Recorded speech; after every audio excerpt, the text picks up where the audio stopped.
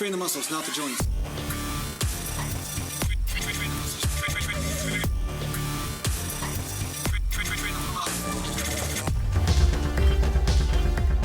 Welcome back to Natural Bodybuilding.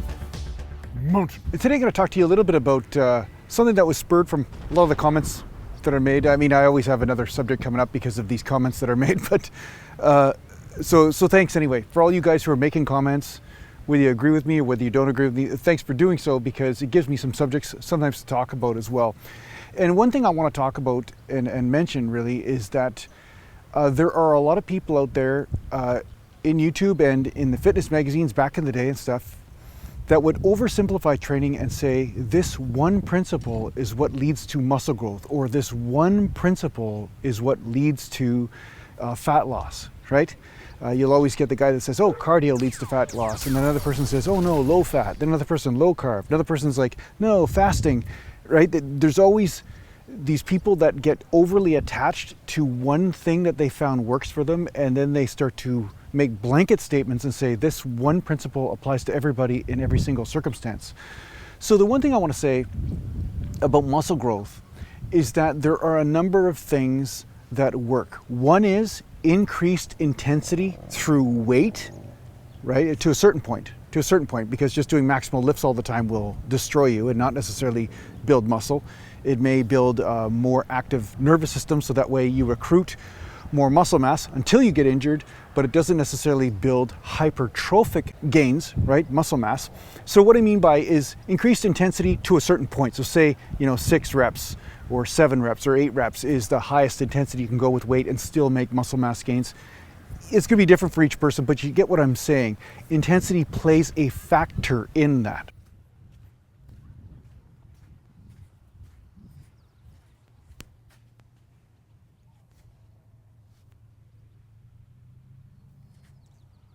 Fountain. There's another form of intensity, right? The other form of intensity is how deep into failure can you go to flick a switch to cause the body to adapt. And this is a relevant one. It's a relevant principle, but what I find is a lot of people usually people who follow Mike Mentzer and have never spoken to him in person like I have. I spoke to him actually in person and talked to him, where he made some crazy claims about his philosophies, which, well, I don't know if I'll get into them today, but the bottom line is that people get overly attached and say now intensity is all that matters. Just train the body once every 8 days and don't train it at all for 7 days, and then train it again for 20 minutes 8 days later, and you're going to make massive growth. Well, maybe if you've never done anything before that, maybe if you didn't do any exercise, or maybe if you are automatically one of those guys that gains muscle really easily just by sitting on a couch. I knew this one guy, Wally Fowler, he might be still watching this video right now. And in high school, this guy could do a standing backflip, run the 100-meter dash in about 11 seconds. And at the same time, he was 208, basically heavier than I am right now at 5'7" in grade 12. So this guy was a genetic freak, and he'd only work out once in a while. Like, he wasn't even training that often, right? He just had this genetic ability to grow. So a person like him, he could adapt to anything. And I think, yeah, maybe he could get away with doing just one set once in a while, just to remind the body to grow a little bit more than it already was growing.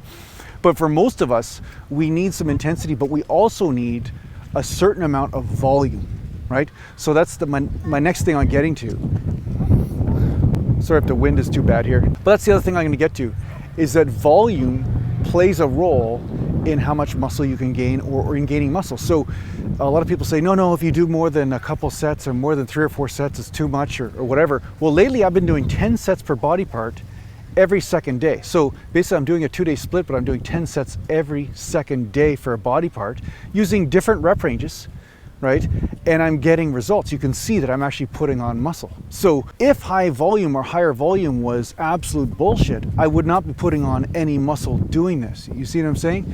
So volume plays a factor, intensity through weight plays a factor, and intensity through effort, as far as going deep into failure, also plays a factor. And you can play with these 3 variables and see which variable applies to you in this moment, you see?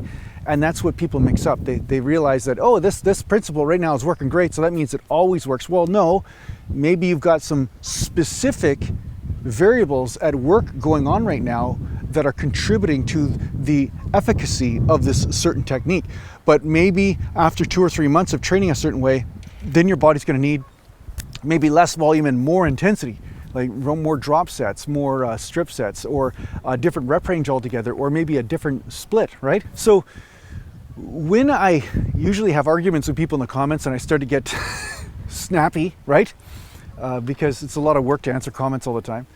It's usually because somebody says, Jason, what you're doing doesn't work.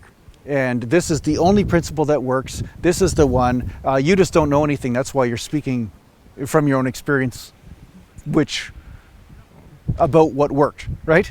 You can see the stupidity of the comments, right? As soon as somebody comes out with a comment like that, that's when I come out with the guns a-blazing, because I've already tried a lot of techniques. I've tried 1 million techniques.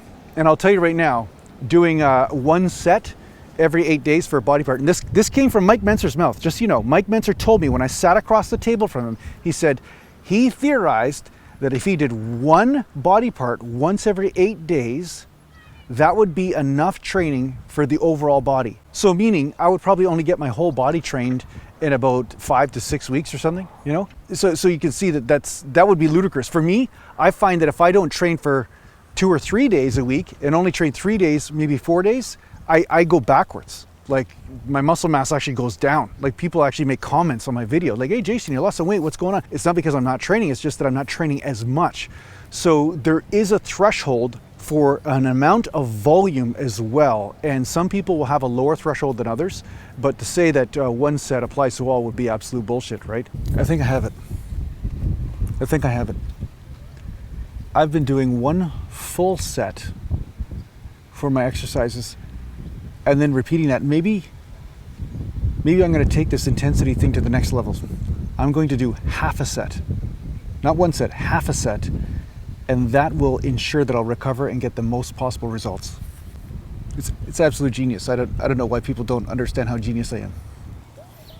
I am the half set master. Mountain. So yeah, that's really what I want to say, is just don't get attached to one principle so much.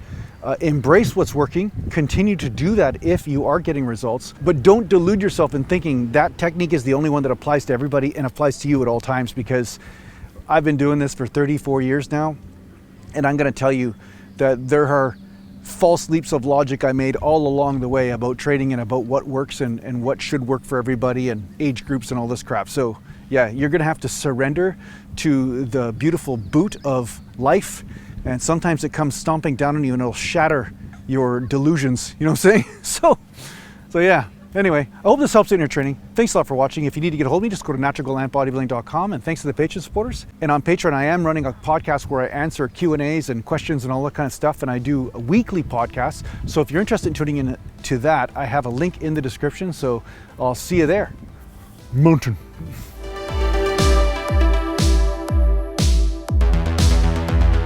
Natural Gallant.